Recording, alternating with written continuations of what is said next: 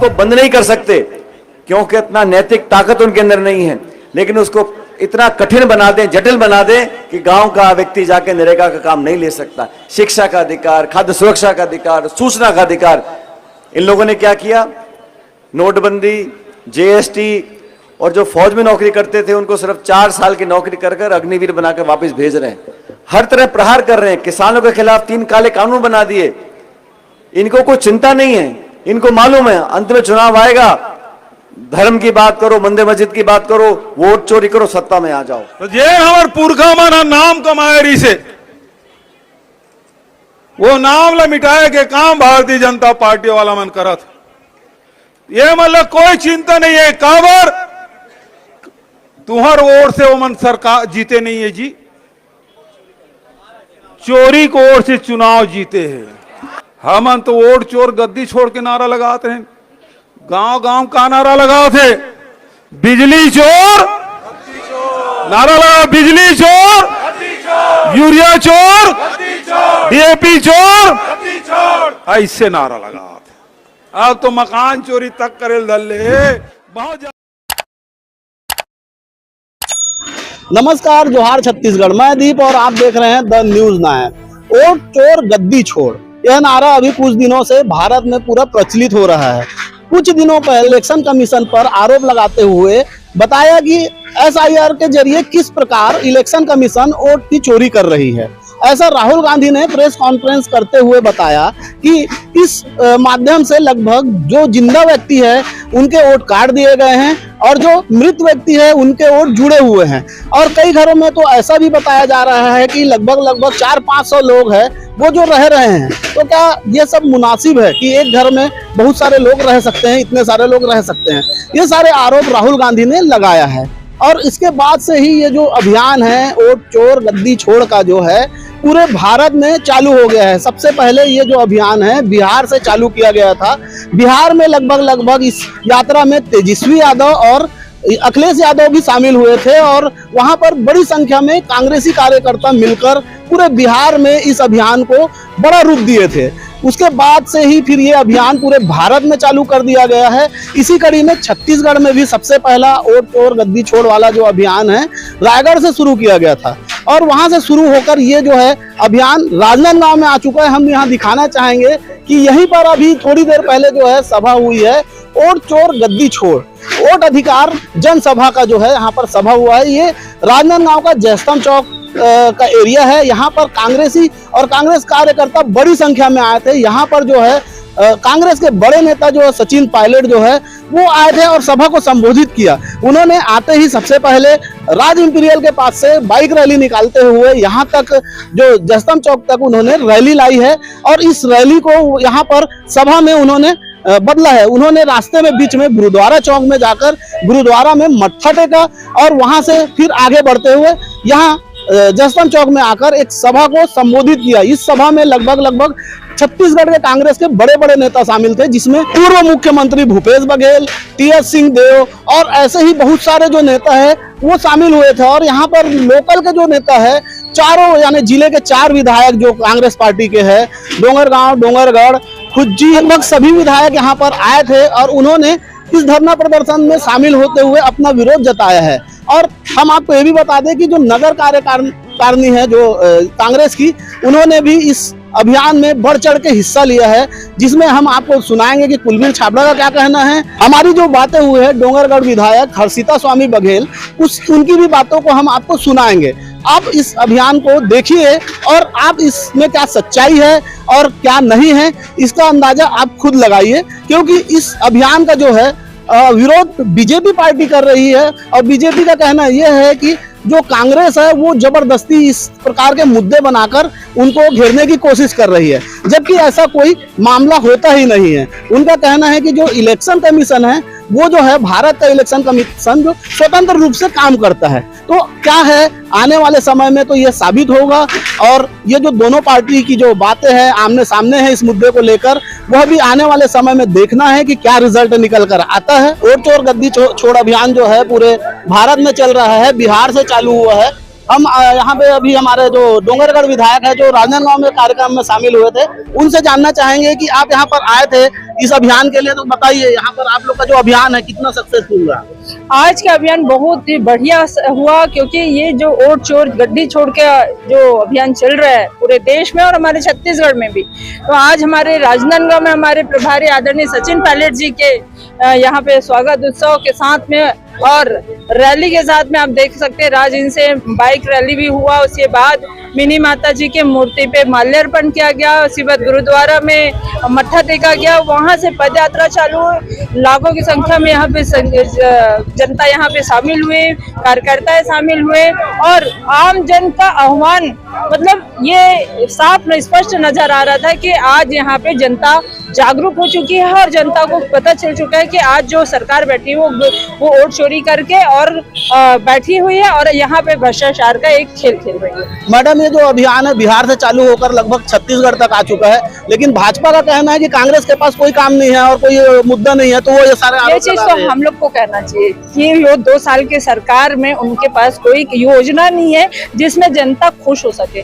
कोई ऐसा कार्य बता दीजिए अभी 2 साल में, सिर्फ एक महतारी वंदन जिसमें महिलाओं को ठगा जा रहा है 1000 रुपए में, उससे ज्यादा आपने बिजली बिल बढ़ा दिया है ना, उससे ज्यादा आपने महंगाई बढ़ते जा रही है। आपने 2 साल में इतने अपराध बढ़ा दिए, लोगों को बेवकूफ बना बना के कि आपने 768 दुकान शराब की खोली है, शराब दुकान आपने खोल चुका है जबकि सरकारी, तो फिर अवैध शराब की बिक्री क्यों नहीं बंद हो रही है? आपने तो कहा था जैसे ही सरकारी दुकान खुलेगा तो अवैध शराब बंद कर दिया जाएगा।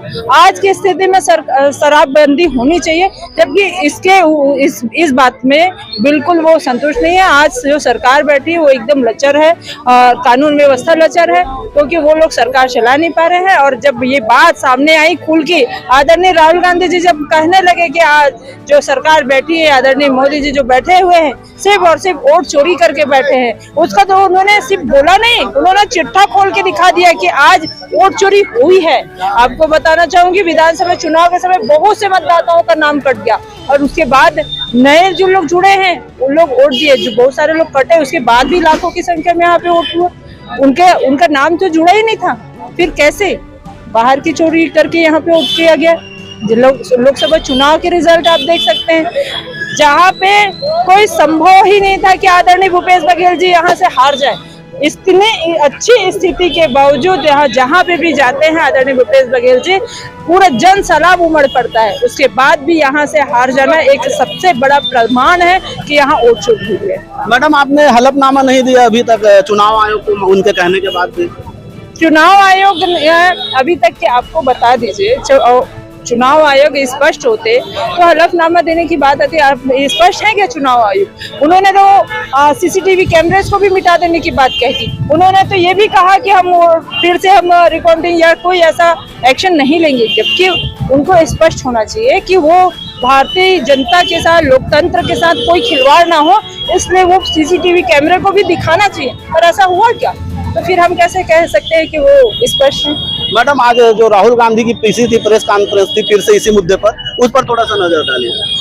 राहुल गांधी जी के प्रेस कॉन्फ्रेंस आप सभी ने देखा होगा, आपने देखा है सबसे पहली बार ऐसा प्रेस कॉन्फ्रेंस हुआ, 700 मीडिया प्रभारी है यहाँ पे, मीडिया वाले, उनका प्रेस कॉन्फ्रेंस है।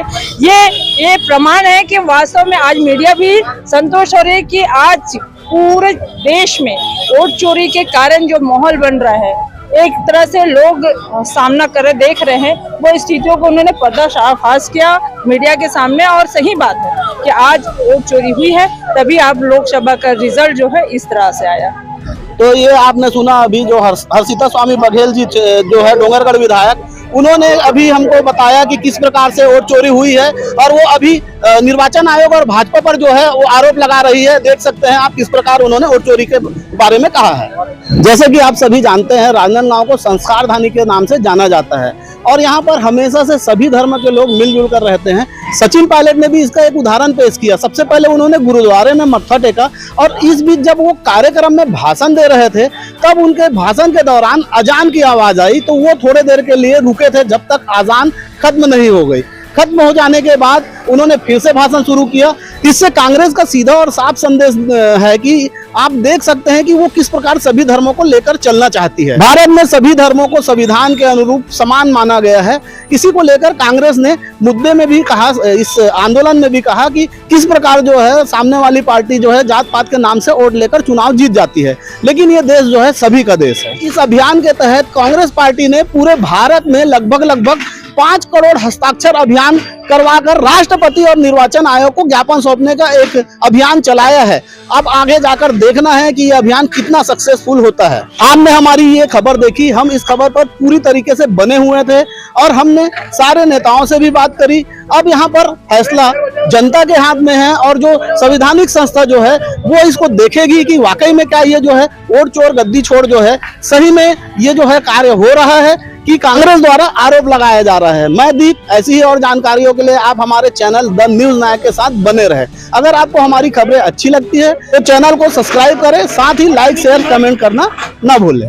आज अखिल भारतीय कांग्रेस कमेटी के आह्वान पर प्रदेश कांग्रेस कमेटी के निर्देशानुसार आदरणीय दीपक बैद जी, प्रदेश अध्यक्ष कांग्रेस कमेटी के द्वारा निर्देशित वोट चोर गद्दी छोड़ के कार्यक्रम में राजनांदगांव जिले में हो रहे कार्यक्रम में यहाँ के मुख्य अतिथि आदरणीय महासचिव अखिल भारतीय कांग्रेस कमेटी के और प्रदेश के प्रभारी सम्मानित श्री सचिन पायलट जी के मुख्य अतिथि में हुआ। आज यहाँ पर मोटरसाइकिल रैली और निकाली गई युवक कांग्रेस और NSUI द्वारा। उसके बाद गुरु नानक चौक से पदयात्रा की गई और यहाँ पर सभा में फिर उसके बाद वो भी सभा में शामिल हुई रैली और जनता का हमें अपार समर्थन मिला। आज जनता को पता लग चुका है क्योंकि फर्जी वोट के सहारे जनता के दिए गए मत को दरकिनार करके जिस तरह नरेंद्र मोदी और अमित शाह ने सरकार बनाई है और जनता के द्वारा वोट को दिए गए का इस प्रकार से अपमान किया है, जिससे जनता बहुत आहत है और इस कार्यक्रम के लिए जनता स्वस्फूर्त निकल कर आई। इस कार्यक्रम के लिए मैं समस्त नागरिकों को बहुत बहुत धन्यवाद देता हूं और इसके साथ साथ में हमारे कांग्रेस के साथियों ने पूरे कार्यक्रम को मिलकर जिले के साथियों ने सफल बनाया, उनको भी मैं सादर धन्यवाद देता हूं। और जनता के बीच में बात जरूर थी कि 70 साल से रही कांग्रेस को हमने जिसको कभी छोड़ा नहीं और हमने वोट कांग्रेस को दिया है, उसके बाद ये कैसे भाजपा की सरकार बन गई। लेकिन आदरणीय राहुल गांधी जी के द्वारा पर्दाफाश करने पर कि फर्जी वोट, मरे हुए आदमी के वोट जुड़वाना, वोट कांग्रेसियों के कटवाना, ये सब से जनता को पर्दाफाश हो गया।